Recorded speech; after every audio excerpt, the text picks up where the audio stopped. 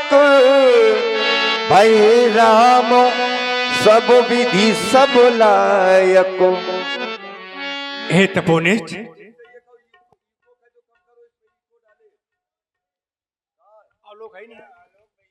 सुनिए मुनिनायक, भय राम सब विधि सब लायक, जो आपका शिष्य बेटा राम है इस समय सब प्रकार और सब विधि से लायक हो गया है, ऐसा मैंने जाना है देवता। क्योंकि जिस प्रकार राम मुझे प्यारा है उसी प्रकार राम ने सबको प्यारा है। तभी तो कहना पड़ा स्वामी, किसे बाकी सचिवो, किसे बाकी सचिवो सकल पुरवासी, और जे हमारे अरिमेत उदासी, सबही रामो प्रिय जही विधि मोही।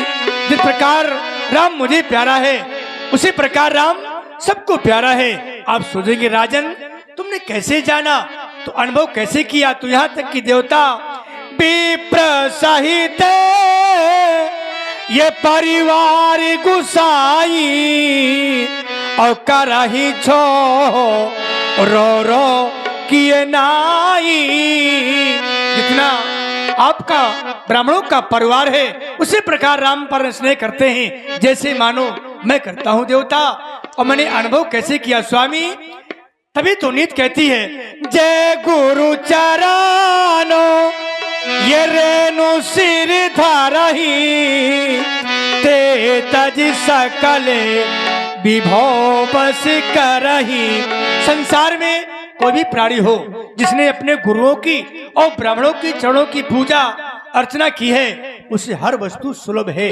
लेकिन देवता अब अभिलाष एक मन मोरे, एक अभिलाषा है, कहें तो मैं आपके सामने व्यक्त करूं स्वामी। राजेंद्र, प्रथम बात तो तुमने आप हमसे कही, हमारे सामने प्रस्तुत की कि भय राम सब विधि सब लायक।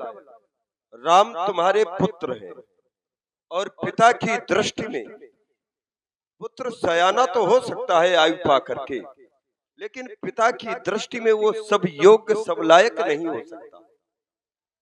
क्योंकि पिता ने यदि ये सोच लिया कि मेरा पुत्र अब सब लायक हो गया, सब योग्य हो गया, तो फिर वहां पर पिता का अधिकार कुछ रह नहीं जाता है। पिता जब तक रहता है वो अपने पुत्र पर यही कहता है कि अभी तुझ में ये कमी है, जब मैं ना रहूंगा तब समझ में आएगा। क्यों व्यास, यही कहते हैं कि नहीं कहते? आप भी एक पिता होंगे, यही कहते हैं। और यहाँ महाराज दशरथ कह रहे हैं कि नहीं, हमारा पुत्र सब योग्य सब लायक हो गया। तो ये जो इस धर्म मंच से परोसा जा रहा है ये सही है, या व्यवहारिक जगत में जो एक पिता कर्तव्य निर्वहन करता है वो सही है? हाँ, ये बात नहीं, ये बात में मंच के लिए हो ना।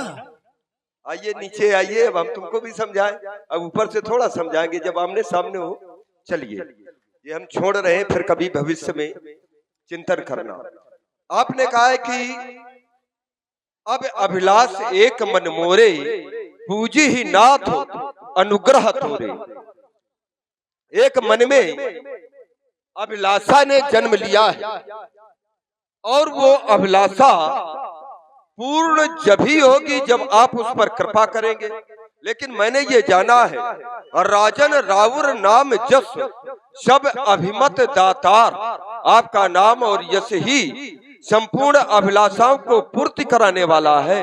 इसका प्रभाव ऐसा है, फल अनुगामी महिप मन, मन अभिलाष तुम्हार। मन में अभिलाषा तो जन्म लेती है, और ये प्रथम बार थोड़ा तुम्हारे मन में अभिलाषा ने जन्म लिया है। जब आपका विवाह नहीं हुआ था तब आपके अभिलाषा ने जन्म लिया कि हमारा विवाह हो जाए। विवाह हो गया, अभिलाषा समाप्त हो जानी चाहिए। विवाह होने के बाद पुत्र नहीं है, फिर अभिलाषा ने जन्म लिया, अब पुत्र भी हो गए। तो हम तो यही कहेंगे कि मानव का जब तक ये शरीर है, अभिलाषाएं नित्य निरंतर ये जन्म लेती रहती हैं, और अभिलाषा की पूर्ति ही नवीन अभिलाषा की वो जननी बन जाया करती है। एक अभिलाषा पूर्ति हुई, उसके बाद तुरंत नई अभिलाषा उसके मन में प्रकट हो जाती है। हम जानना चाहते हैं कि आखिर वो अभिलाषा कौन है, हम भी तो समझे, क्योंकि वो हमारी ही कृपा से यदि पूर्ण होनी है। हे तपोनिष्ठ, आप जानना चाहते हैं अभिलाषा क्या है? अभिलाषा यह, नाथ राम करिए यो राजू, कहिए कृपा और करिए समाजू।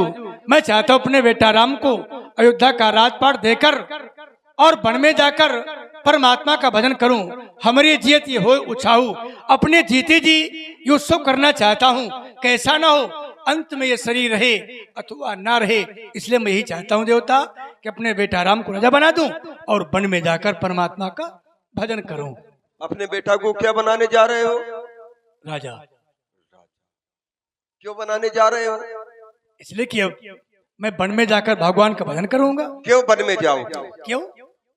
ऐसी क्या स्थिति बन गई कि वन में जाने के लिए तुम्हें विवश होना पड़ा? स्थिति नहीं बनती है, बनना चाहिए, करना चाहिए, क्योंकि नीति कहती करना है तो चाहिए। चौथे पन में जाइए कानन, चौथे पन में वन में जाकर परमात्मा का भजन यही तो करना मैं पूछ रहा हूँ। चाहिए। वही तो हम बता रहे हैं। तो आपने कहा कि नहीं करना चाहिए, आप ये बता दीजिए कि चौथा पन आ गया, मुझे बुढ़ापा आ गया है। वैसे इनको बुढ़ापा आ गया, आप देख रहे हैं।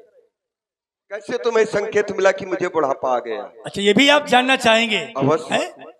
संकेत यह, श्रवण समीप भय सित केसा, जो कानों के समीप के कुची के केस हैं, श्वेत पड़ चुके मानो बुढ़ापे के यही लक्षण सत्य हैं। है, यही सत्य अब है। सत्य है ना? नहीं, यही नहीं, सत्य सत्य ना हो तो बताइए, नहीं, संदेह नहीं, पूछ हम लीजिए। जो सत्य है तो स्वीकार करते हैं। इसलिए होता है कभी कभी, देखिए धर्म मंच से यही परोसा जाता है। रामलीला का मतलब केवल एक यही है। कभी कभी होता है कि कम आयु में आपने देखे होंगे कि एक श्रवण के समीप के नहीं, पूरे शरीर के बाल श्वेत हो जाते हैं, सफेद हो जाते हैं, तो क्या मान लिया जाएगा कि उसको बुढ़ापा आ गया? ये तो एक शारीरिक दोष के कारण ऐसा हो जाता है, स्वाभाविक है। लेकिन एक स्थान के बाल ऐसे हैं कि चाहे आपके पूरे शरीर के बाल काले बने रहे, और आपने देखा होगा बहुत से ये शरीर नष्ट हो जाता है लेकिन फिर भी बाल काले रहते, बाल सफेद नहीं रहते, उसके दांत नहीं गिरते हैं। आपने देखा होगा, अनुभव किया होगा अपने जीवन में।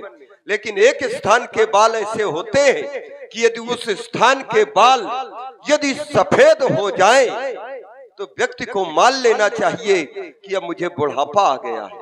और वो बाल इन्होंने बताया 2-4 होते हैं, जब गहनता से देखा जाता है व्यक्ति परख जाता है। श्रवण समीप, जो कान के पास में कुची जिसको बोलते हैं, कुची, और कुची में ही बाल होते हैं, वो समय आने पर ही श्वेत होते हैं। वो किसी रोग और दोष से श्वेत नहीं होते, वो केवल समय आने पर भी, क्योंकि ये प्रकृति नियम है।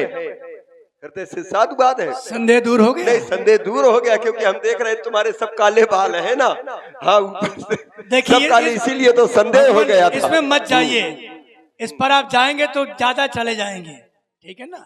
लेकिन हम गुरु सीट का सम्मान करते हुए वन में क्या, अरे तो नहीं तो गुरु है हम, तो क्या सम्मान न करोगे? बड़ा अपने आप को भी निहार लिया करो देवता। हे स्वामी, हाँ, समय परिवर्तन सब होता है। अब संकेत न बहुत है कि अपने आप को स्वयं निहारिए। हे देवता, यदि आप चाहें तो हर वस्तु सुलभ है, तभी तो कह रहा हूं स्वामी, गुरुदेवो अगर तुम चाहो तो सरता भी समंदर हो जाए। गुरुदेवो अगर तुम चाहो तो सरता भी समंदर हो जाए।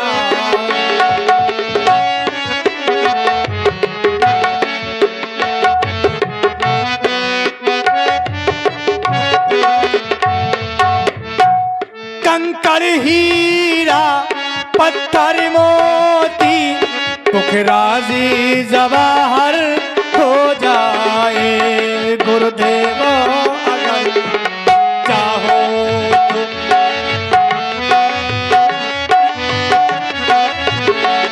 गुरुदेव अगर तुम चाहो तो सरता भी समंदर हो। देवता, मेरे हृदय के उद्गार मैंने आपके सामने व्यक्त किए हैं, अब आप क्या क्या है अच्छा एक बात ये बताओ, तुम कह रहे हो कि हम जाकर के चौथे पन जाई नपकानन, ये तुमने कहा, जंगल में क्या करोगे जाकर? भजन करेंगे। भजन किस लिए? परमात्मा की प्राप्ति के लिए। कहते जाओ तो आनंद आएगा तुम्हें। अवश्य। अच्छा, परमात्मा की प्राप्ति के लिए। परमात्मा तुम्हारे घर में नहीं है, तुम नहीं जानते हो? हमारे घर में? हाँ, हमारे परमात्मा तुम्हारे घर में है, तुम जा रहे हो बाहर, क्यों व्यास जी? तो फिर आपने आज तक हमसे कहा नहीं कि परमात्मा तुम्हारे घर में है? क्योंकि तुम स्वयं जानते हो, कहने की आवश्यकता ही नहीं है। हमने जाना अवश्य। जैसे जैसे जाकर नाम सुनत शुभ होई, मोरे ग्रह आवा प्रभु सोई। जिसको तुम पत्र बतला रहे हो उसको अपना स्वामी तुमने कहा है। अब बताओ, जानते हो कि नहीं जानते हो? हाँ या ना में उत्तर दो। देखिए गुरुदेव, आप गुरु सीट पर हैं, कुछ चीजें जो यथार्थ है उसको, जो न फिर वही यथार्थ है उसको स्वीकार करो। यथार्थ सत्य है, पर पर्दे को नहीं खोलना चाहिए। ये तुमने बात पर पर्दा है, अगर मैं मान लूं, मैंने माना है। ये तुमने कहा है कि नहीं कहा है? तुमने कैसे जाना? तुमने कैसे जाना? अरे हमने तो इसलिए जाना, हम तो सब कुछ जानते हैं। हमने तो ये तक कहा है तुम्हारे यहाँ पर आकर की कि वेद तत्व नृपतो सुचारी, लेकिन उसके पहले तुमने जान लिया है कि जाकर नाम सुनत शुभ होई, मोरे ग्रह आवा प्रभु सोई।